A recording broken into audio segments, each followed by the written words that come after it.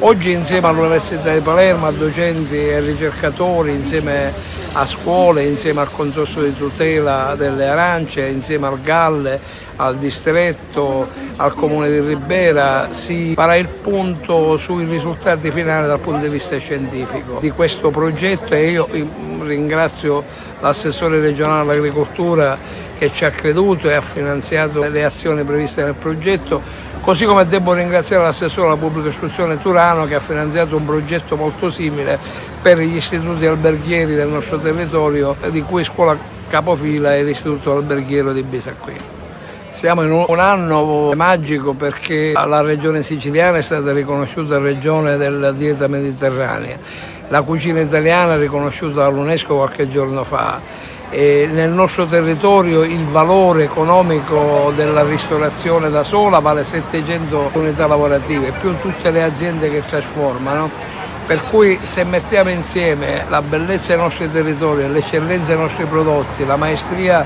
di chi trasforma con le ricette delle nonne e delle mamme nelle cucine della ristorazione sicana questi prodotti, insieme anche a questa nuove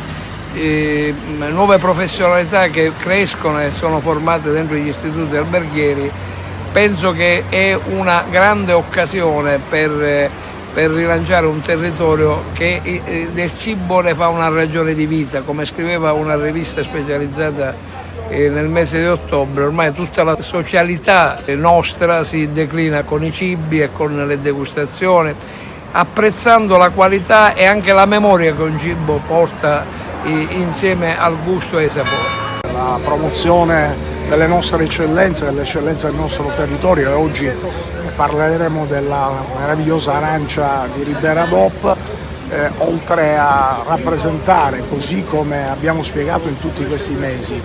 un prodotto di grande qualità anche dal punto di vista salutistico e quindi si lega alle vie del cibo della lunga vita, perché abbiamo avuto dimostrazione con dati alla mano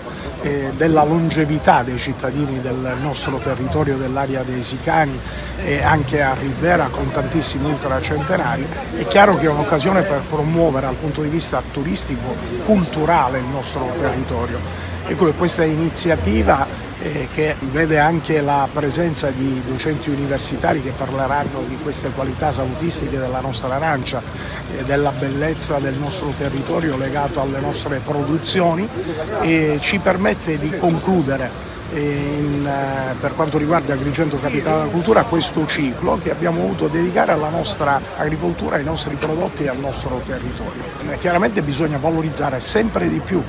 le cose belle, importanti che il territorio offre. Dobbiamo avere questa capacità di fare sinergia, di fare squadra, di far incontrare alla comunità anche altre istituzioni. Oggi abbiamo il mondo scolastico, abbiamo l'Istituto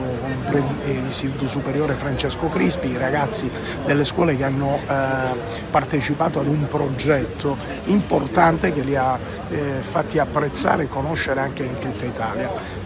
Questo è il lavoro che va fatto, lavorare in maniera sinergica, le varie istituzioni, collaborazione tra enti locali, istituzioni scolastiche, associazioni, organismi intermedi, per far sì di creare nuove occasioni di sviluppo per le nuove generazioni, valorizzare il nostro territorio, le bellezze e le nostre produzioni enogastronomiche. In questo modo aiuteremo questa Sicilia a crescere e soprattutto questa porzione di territorio della nostra provincia di Agrigento, che è quella delle aree interne dei Sicani.